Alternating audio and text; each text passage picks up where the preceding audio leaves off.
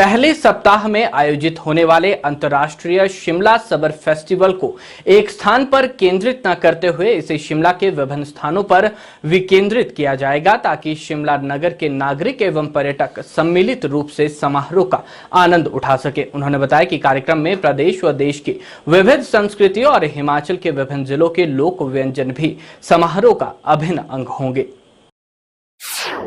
2 साल के बाद जो है शिमला समर फेस्टिवल का आयोजन किया जाना है। कल इसके रिगार्डिंग जो है हमने एक प्रिलिमिनरी बैठक करी थी जिसमें सभी विभाग यहाँ पे आए थे बैठक के लिए। तो उसमें जो है ये निर्णय लिया गया है कि 4 दिन का जो है अंतर्राष्ट्रीय शिमला समर फेस्टिवल 2022 मनाया जाएगा और उसमें जो है विस्तृत विचार विमर्श उसमें किया गया सभी स्टेक होल्डर्स के साथ। तो अभी ब्रॉडली जो है ये निर्णय लिया गया है कि जो है वो 4 दिन का ये फेस्टिवल होगा। इसमें हम जो है 3-4 थीम्स पे बेसिकली काम कर रहे हैं। इसमें हम चाह रहे हैं कि एक दिन हम जो है पूरे हिमाचल का जो है 12 ज़िलों का कल्चर उसमें शोकेस करें और 12 ज़िलों का कल्चर जो है वो उसकी एक परेड निकालें, झांकी निकालें उसकी। और जो आपका मॉल, रिज और एजी ऑफिस से लेकर जो ये जितने भी हमारे जो छोटा शिमला तक जो स्ट्रेचेस हैं वहाँ पे विभिन्न जगहों पर जो है जो डिफरेंट हमारे डिस्ट्रिक्ट्स हैं उनकी कल्चर को जो है शोकेस वहाँ पे किया जाए। इसके अलावा हम ये प्लान कर रहे हैं कि जो हमारे विभिन्न राज्य हैं उसको लेकर भी जो है हम एक इंडिया डे का आयोजन करें जिसमें डिफरेंट स्टेट्स पार्टिसिपेट करें और वो डिफरेंट स्टेट्स का जो कल्चर है वो भी हम जो है इसी तर्ज पे दिखा पाएँ। इसके अलावा जो है हम ये भी प्लान कर रहे हैं कि जो अंतर्राष्ट्रीय ट्रूप्स वगैरह होते हैं वो भी जो है शिमला समर फेस्टिवल में पार्टिसिपेट करें।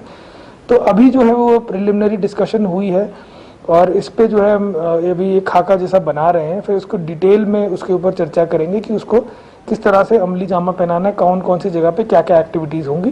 पर ब्रॉडली जो है इन्हीं लाइंस पे, इन्हीं थीम्स पे जो है इस बार का जो है शिमला समर फेस्टिवल आयोजित किया जाएगा। ये जो है ये इस पे जो है हम अभी काम कर रहे हैं कि किन किन कलाकारों को बुलाना है। जैसे मैंने कहा आपको कि हम थीम्स के आधार पे काम करना चाहते हैं, तो हम ये अभी प्लान कर रहे हैं कि जैसे हिमाचली फोक नाइट एक रखें जिसमें हिमाचल के कलाकारों को अवसर दिया जाए। उसी तरह जो है जैसे इंडिया डे थीम पे जो है हम चाहते हैं कि अलग अलग स्टेट्स के अच्छे कलाकार लाए जाएं यहाँ पे ताकि उन स्टेट्स का कल्चर और जो इस तरह की जो है वो सारी वहाँ पे रिप्रेजेंट की जाए। तो कलाकार डेफिनेटली अच्छे कलाकारों को और विभिन्नता जो है प्रोग्रामों में लाने की कोशिश हम कर रहे हैं इस बार। बिल्कुल जो पहले जो भी किया जाता था जैसे फैशन शो है, हेल्दी बेबी शो है, डॉग शो है, ये जो है ये सारी आकर्षणों के ऊपर भी चर्चा की गई है और इनको भी किया जाएगा। पर हम इस बार जो है मेनली थीम के आधार पे ही काम करने के ऊपर प्रयास कर रहे हैं। पहाड़ों की रानी इन दिनों गर्मी से बेहाल है। प्रदेश में गर्मी ने कई सालों का रिकॉर्ड तोड़ दिया है। शिमला, मनाली, धर्मशाला के बाद अब प्रदेश के ठंडे जिले लाहौल स्पीति के केलांग में अधिकतम तापमान रिकॉर्ड किया गया है। इसके अलावा प्रदेश के अन्य हिस्सों में भी गर्मी से हाल बेहाल है। हालांकि प्रदेश में आगामी 72 घंटों में गर्मी से राहत मिलने की उम्मीद है। मौसम विभाग ने प्रदेश में 4 दिनों तक बारिश की संभावना जताई है। मौसम विभाग ने प्रदेश के मध्य व उच्च पर्वतीय भागों में 12 से 15 अप्रैल तक बारिश के साथ कई जगह ओले पड़ने की भी संभावना जताई है। देखिए, पश्चिमी विक्षोभ अभी अप्रोच कर रहा है हिमाचल प्रदेश में, तो आज रात से जो है मौसम में बदलाव आना शुरू होगा और आज रात से जो हिमाचल प्रदेश के ऊपरी हिस्से लाहौल स्पीति, किन्नौर, शिमला के अपर एरियाज यहाँ हल्की बारिश होने की संभावना है और कल और परसों में इसमें बढ़ोतरी होगी और बाकी के भी जो प्रदेश के हिस्से हैं वहाँ पे भी light to moderate rainfall, thunderstorm और कुछ एक दो जगह पे हेल स्टॉर्म होने की संभावना भी है। तो इसके आने से जो है टेम्परेचर जो ज़्यादा चल रहे हैं, हीट वेव कंडीशन चल रही है और कई जो है जिलों में रिकॉर्ड ब्रेकिंग टेम्परेचर थे उसमें भी कमी आएगी और जो बहुत गर्मी एबनॉर्मल हाई टेम्परेचर है उससे रिलीफ मिलेगा और हवा के साथ साथ कई बार हेल स्टॉर्म होने की संभावना भी है। तो उसको परिप्रेक्ष्य में उसको ध्यान में रखते हुए बागवान और जो भी किसान हैं थोड़ा ध्यान रखें क्योंकि आगे 3 दिन तक जो है मौसम खराब रहेगा और इसमें जो है एग्रीकल्चर ऑपरेशन जो है खेती जैसे कि स्प्रे करना है या किसी को पानी देना है वो भी अवॉइड करें क्योंकि अब संभावना है कि अगले कल से जो है कल परसों और 2 दिन जो है प्रदेश के कई हिस्सों में जो है बारिश होने की संभावना है। तो खासकर उनको ये ध्यान रखना है कि हवा और अगर ओले गिरते हैं तो उससे थोड़ी प्रिकॉशन लेने की आवश्यकता है।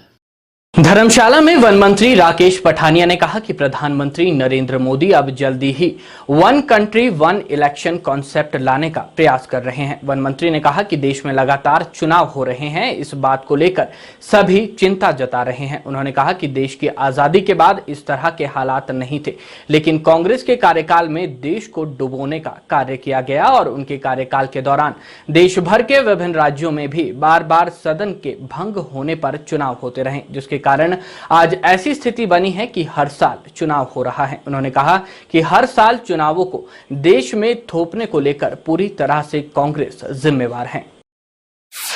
आज भी बहुत सी अखबारों में ये आर्टिकल आए हैं जो आप बोल रहे हैं कि चुनावों पे जी रहा है, और इस बात को भी आपको याद करना चाहिए कि मोदी जी ने एक नेशनल डिबेट भी इस पर छेड़ रखी है और ये प्रोसेस अंडरवे है कि वन कंट्री वन इलेक्शंस, इसको ये किसी ने अगर मूट किया है तो ये भाई नरेंद्र मोदी जी ने इसको, हमारे देश के आदरणीय प्रधानमंत्री ने मूट किया है।